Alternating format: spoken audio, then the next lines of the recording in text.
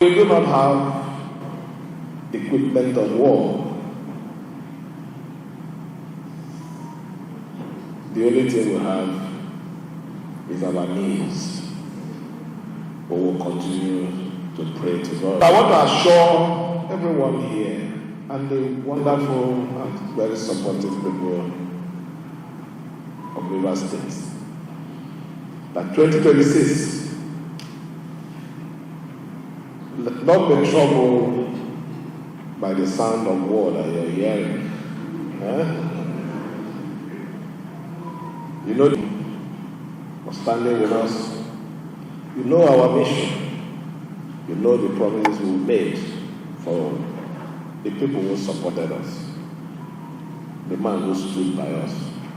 The one who made it possible for us to still stand there to say 2026. Here we come. We will continue to give that support, not by noise, not by threat, but by assuring the good people of Rivers State that in a peaceful and understanding manner, that Tinubu will have his way in Rivers State.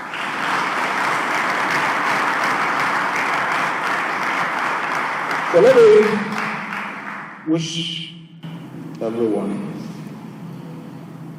with the power that the pastor has given to me as our Father in the Lord.